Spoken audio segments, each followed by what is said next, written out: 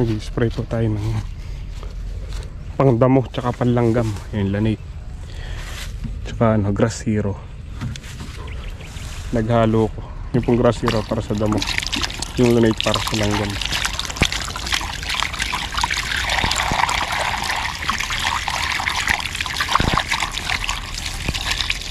Siguro mga ano lang ito, mga 2 karga.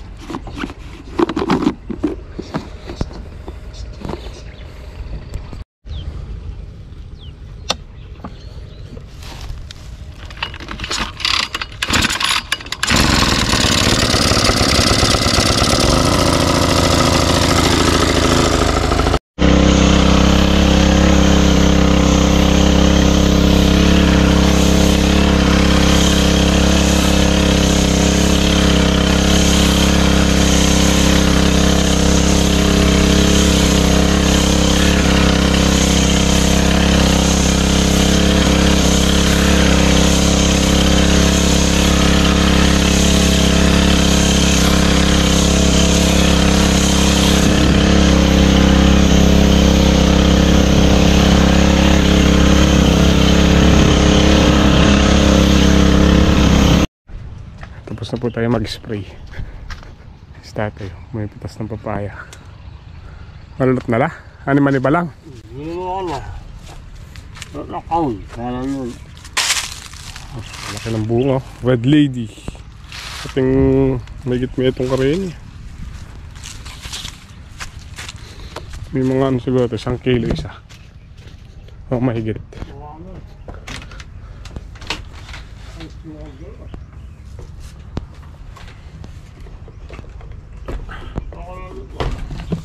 Timpa.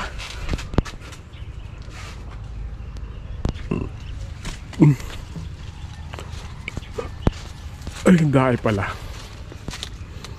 5. Pa? Wala pa ako. Wala. May ano na, may silay. Pwede to sa ano, suka. Isasawsaw. Suka na may bawang at paminta. Ito, good size na to. Itong isa.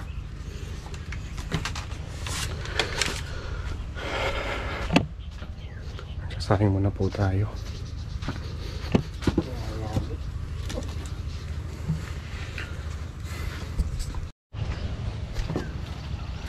Oh, meron pa. May mga sila yun. 2 meron, no?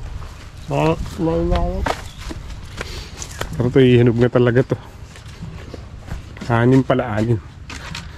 6 pieces sa isang puno. Pero pa pong 2 doon kasi di pa masyadong may ano, may silay. Konti pa lang yung ano niya, yung kanyang dilaw. Didiligan po natin yung mga pulang papaya. Ganda nila pagka nakadilig. Kitang kita. Halos ang tumubo po siguro mga nasa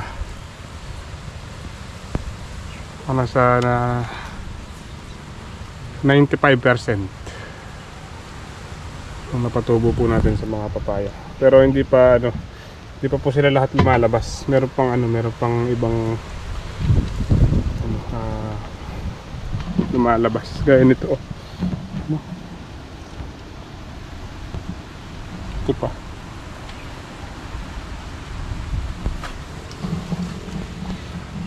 Maganda po yung maganda yung pagkakapunla natin. Sana lang mapalaki po natin sila ng maayos. Wala sanang maraming mamatay. Kahit 90% lang po yung mapatubo natin, okay na yun.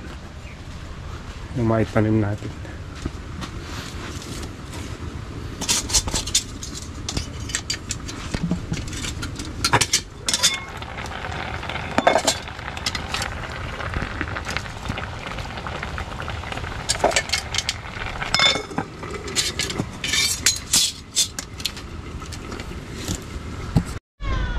Oh, let's eat. Ulam po natin ano, yung langka, bulanglang na langka. Usawa natin patis na may sili, ay patis na may kalamansi. Ako ba, kain po tayo mga kasama.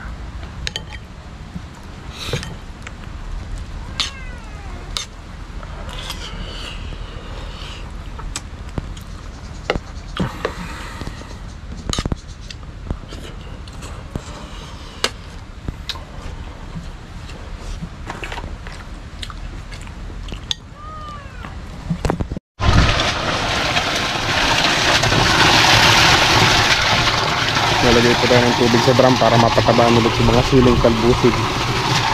Papatabaan po ulit namin ni tatay para malakas silang lumaki.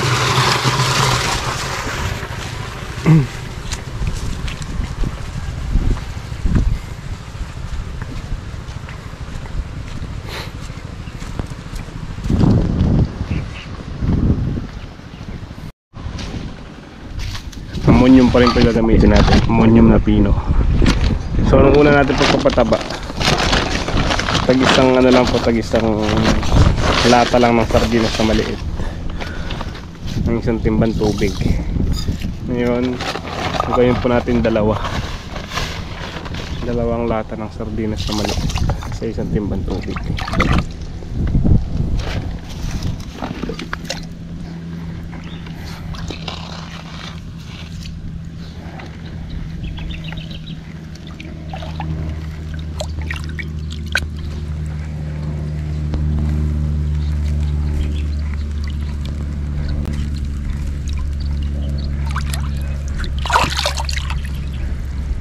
Kumbaga bawin-bawi na po yung mga ano, yung mga sili. Kaya pwede na natin medyo lakasan yung pagpapataba sa kanila.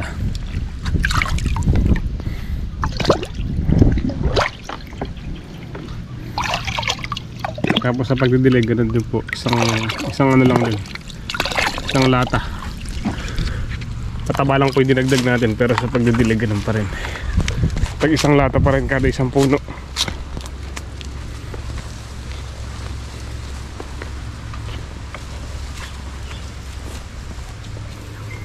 Oh.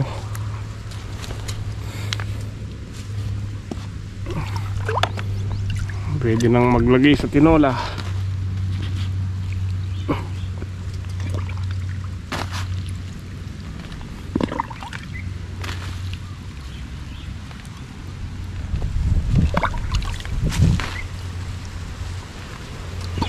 Wala pa si tatay. Pinanguha po niya ng pagkain yung mga kambing.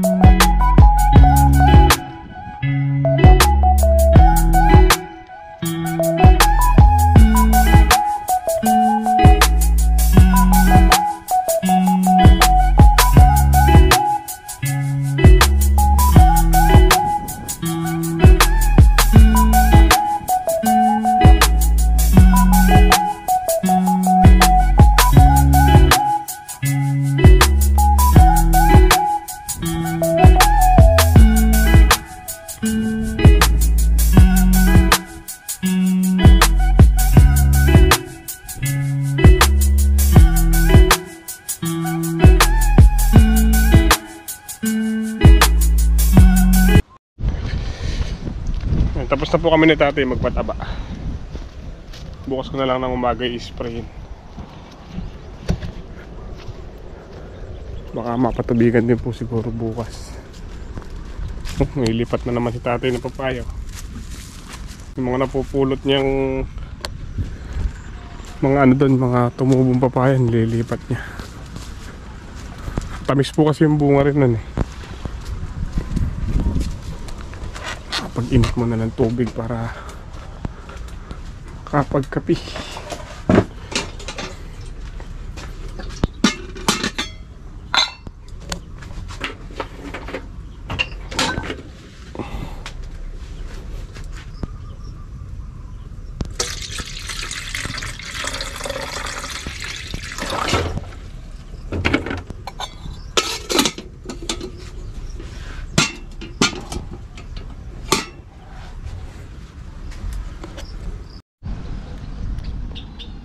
Kape muna po tayo bago umuwi.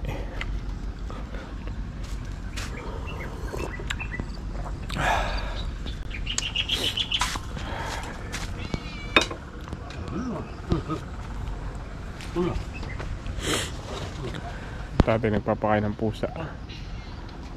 Pusa na lang po yung meron tayo dito. Tsaka si Gray. Manok, hindi na pwede kasi magiging kalaban po natin sila sa ano, sa halaman. Lalo na yung mga bibi. Tsaka yung mga peking duck, matakaw sila sa ano, sa mga halaman, lalo na pagka maliliit pa, pinuputol nila, kaya hindi na po tayo nag-alaga dito ng ano, ng mga hayop.